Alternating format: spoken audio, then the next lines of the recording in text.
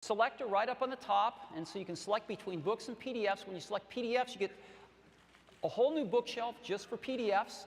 And when you select one, they just look gorgeous. And you can navigate through them, you can flick through them, and they're just gorgeous on the iPad. So PDF viewing built right into iBooks. And that's what we've done to enhance it today, and that enhancement will be out just a little bit later this month. So that is my update for the iPad.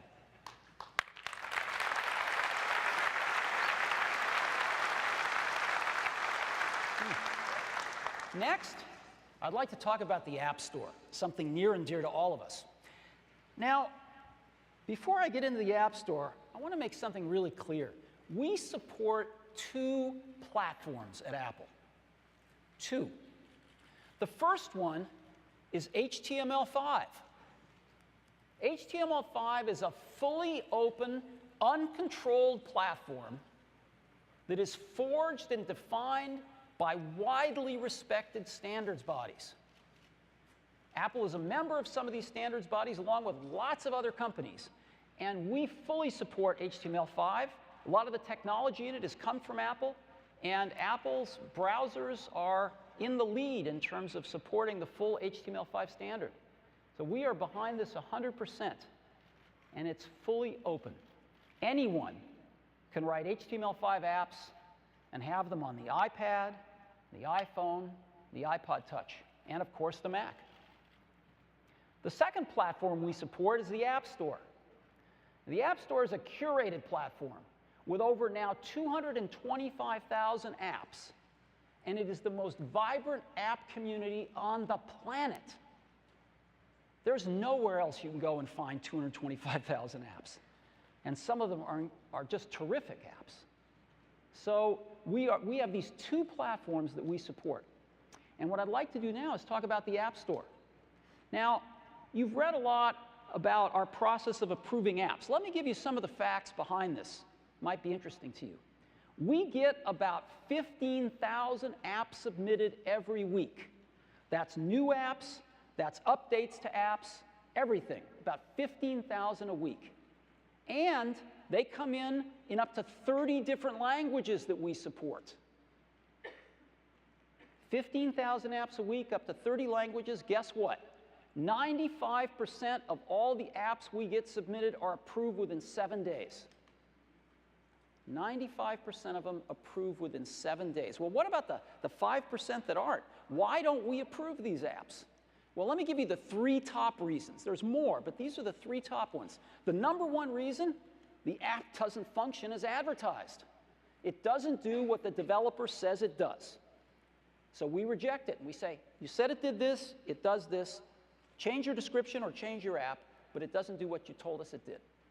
The second reason is use of private APIs. We're very clear on this. Developers can't use private APIs. Why not? Because when we change the OS, those private APIs are not guaranteed not to change. And if they change, the app will break. And we'll have a very unhappy customer. Right? If they upgrade their OS and half their apps break, they're not going to be happy campers. So you can't use private APIs. And developers that use private APIs, of course, know exactly what they're doing. So, and the third reason we reject apps, the third most frequent reason, they crash. So I think if you were in our shoes, you would be rejecting these apps for the same 3 reasons. Even with all of this, 95% of these apps are approved within 7 days. So I just wanted to give you those facts. Sometimes when you read some of these articles, you think something different was going on. But 95% of these apps get approved within 7 days. Now, I'd like to highlight one of them for a moment, eBay. eBay came out with a great app on the iPhone last year.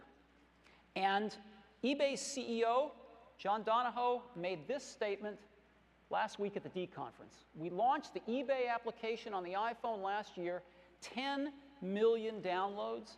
It did $600 million of volume its first year. It's going to do $1.5 billion to $2 billion this year. Wow. Would we all be this successful? This is fantastic. Well, it's my pleasure now to show you 3 new apps that are going to be on the App Store soon. They're all in the entertainment category, and I'm sure they're all aspiring to this kind of success as well. The first one is Netflix.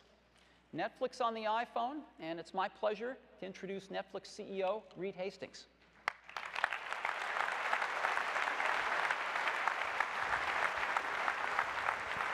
There he is. Thank you, Steve. Thank you, Reed. 2 months ago, we launched the Netflix application for the iPad, and it's been a tremendous success for us. It's now one of our fastest growing platforms. It's just incredible. The customer ratings in the App Store are some of the highest of any application. It's been one of the top 10 most downloaded applications in all of the App Store. And in particular, in the entertainment category, the Netflix app has been the #1 most downloaded application. There is, however, one feature request we've consistently gotten, and I'm happy to announce today Netflix application for the iPhone coming this summer for free. And for an early look at the application, my colleague, John Cincutti. Thank you, Reed. Now, starting this summer, you're going to get your full Netflix experience right on your iPhone. The same service you get on your HD TV, your laptop, and on your iPad. I'm going to show you how it's going to work. Now, you could start a film on your big screen TV and pick up right from where you left off on your iPhone whenever you like. You can resume your current movie from the top of our home screen. Now, as you can see, I also get personalized recommendations front and center. Netflix knows what I like based on my tastes and my viewing history.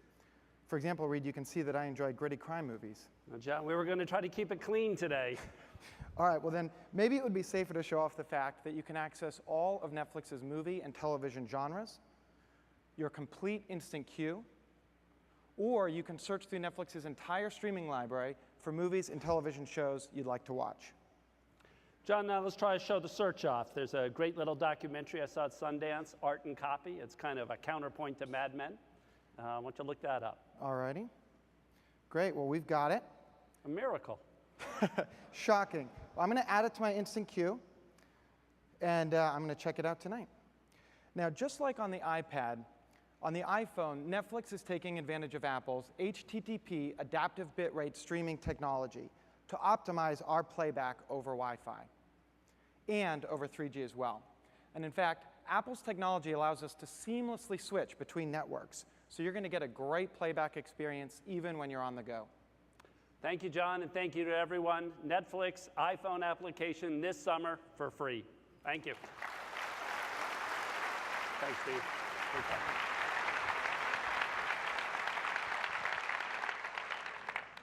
That's great.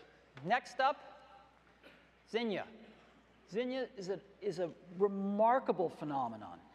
And, well, let me have them explain it to you. It's amazing.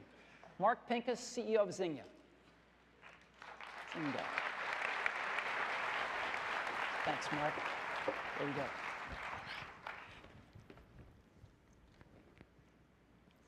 Well, thank you, Steve and Apple, for having us here today. We're really honored and excited. Today we'll be introducing farming for the iPhone.